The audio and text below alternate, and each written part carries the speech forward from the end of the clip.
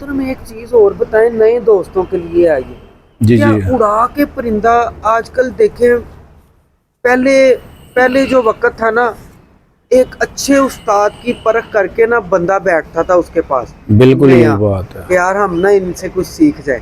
Time लगता था। ऐसे ही आजकल ही मतलब कि ये है कि जिस तरह एक अच्छे प्लेयर है, कि मतलब ये 7 बजे तक उड़े हुए मेरे पास बच्चे बच्चे। माशाल्लाह। क्या बात। हाँ, इनको मैंने ये रोका हुआ है, अभी इनके जितने भी आगे क्रास लगा रहा हूँ ना, माशाल्लाह बड़ा अच्छा रिजल्ट, जिधर भी जा रहे हैं बहुत अच्छा रिजल्ट दे अच्छा रहे हैं। उस्ताद मोहतरम, एक इनब्रीड कबूतर है, जिस तरह एक नस्ल से अच्छी नस्ल से तल्लक रखता है, कोई भी लगा लें आप, जी जी।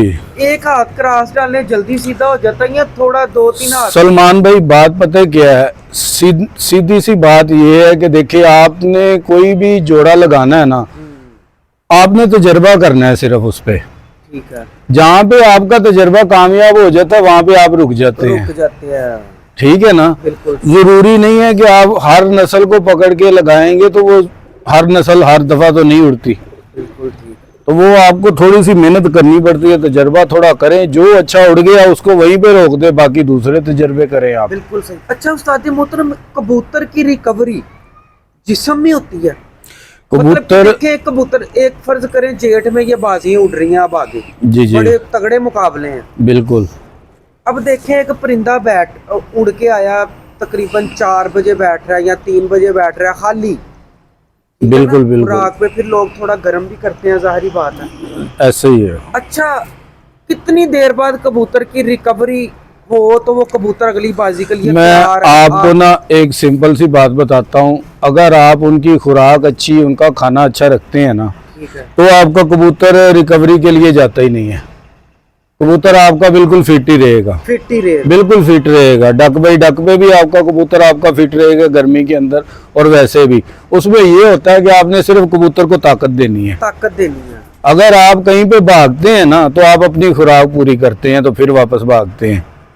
अगर आप एक्सरसाइज करते हैं तो आप अपने जिस्म को मजबूत रखते हैं तो दोबारा जाके एक्सरसाइज करते हैं, वरना कलियां पड़ी होती है। बिल्कुल इसी तरह। तो कबूतर को जब आप उसकी खुराक उसको दे रहे होते हैं ना, तो उसको आप पकड़ के रखें तो आपका कबूतर शाम को उड़ के आया 4 घंटे में उसने दोबारा अपने पाँव पे खड़े हो जाना।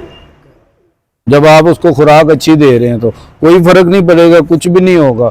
एक दिन बाद की तो बात दूर की हो जाती है, डक बाई डक में भी वही कबूतर ही उड़ रहे होते हैं और वो चला रहे होते हैं, और उस्ताद भी माशाल्लाह अच्छे हैं जो कि वो कबूतरों को समझते हैं और साथ चलाते लेके जाते हैं। अच्छा साथ में तुम खुराक में बता दें कि कबूतर कम से कम कितनी गोलियां, जो नए दोस्त हैं चलो उनकी अवेयरनेस। नॉर्मल बंदा 4-5 इस्तेमाल कर ले, कोई मसला नहीं है, कोई इशू नहीं है, लेकिन ये है कि जो आपने खुराक बनानी है उसके अंदर 1-2 चीज़ें डलती हैं, वो आप डालें, कबूतर आपका बिल्कुल फिट रहेगा। वो हमारे दोस्तों को थोड़ा बता दें। चले मैं बता देता हूँ, आप बादामों की खुराक तो माशाल्लाह बच्चे बनाते रहते हैं, जो भी हैं बनाते रहते हैं। उसमें ये होता है कि आप जितनी भी गोलियां बनाते हैं ना, उन गोलियों के अंदर में से एक गोली आपने हर कबूतर की जो है ना वो रखनी होती है, उसके अंदर आपने दवाल मिक्स सादा लेके डालनी है। दवाल मिक्स सादा? हाँ जी, पंसारी की दुकान से आपको मिलेगी, और वो चने के दाने की जितनी डालनी है, एक गोली को खोल के उसके अंदर डालें, वापस उसको वैसे बंद करके, जहाँ पे 5 गोलियां दे रहे हैं ना, 4 सादी दें, 1 ये दें, कबूतर आपका उड़ के आएगा 2 घंटे में वापस अपनी जगह पे खड़ा होगा। क्या बात है। मतलब आते ही, मतलब आधे घंटे बाद या 15 हाँ, जब थोड़ा सा सेट हो जाता है आप उसको खिलाओ। ये तो ये पहली गोली ये वाली थी? ये आपने तब चलानी है जब आपने इसकी रेगुलर खुराक शुरू की होती है ना पटाइयों में। बिल्कुल। फिर ये कबूतर आपके ताकत में नहीं मरते, जो मर्जी हो जाए। जो कबूतर हम फड़कों में भी आप चलाएं, फड़कों में भी? हाँ फड़कों में भी चलती है ये, नागे में भी चलती है ये, क्योंकि आप जितनी ताकत देंगे उतना ही कबूतर आपका मस्त और फिट रहेगा, कुछ कोई फर्क नहीं पड़ेगा। बिल्कुल। बाकी हर उस्ताद की अपनी अपना तरीका कार है, हर बंदा अपना अपना सिस्टम बना इस बात से 100% एग्री करता हूँ। एक परिंदा मतलब के मेरी एज थी कोई तकरीबन ना 13-14 साल एज होगी, 12-13 साल एज होगी, उस वक्त मैंने स्कूल जाना, स्कूल से आना और कबूतरों की तरफ कबूतरों आदत पड़ गई थी। एक छोटे से नई नई आदत पड़ती है ना, तो उस वक्त ना मेरे पास कबूतर था एक, वो लाखा सा कबूतर था, तो उसका जिस्म इससे भी बड़ा था, इससे भी यहाँ तक वो सारा लाल था। उस वक्त तो हमें नहीं इतना नस्लों का पता था, बिल्कुल लाल था। मैंने उसको उड़ाना उसने शाम को आना, ना मुझे संभालने का पता ना कोई चक्कर, जितनी मर्जी गर्मी होनी मैंने उसको उड़ाना, उसने शाम को आना, और मैंने ना उसको संभालना ना कुछ, अगले दिन फिर उड़ा देना।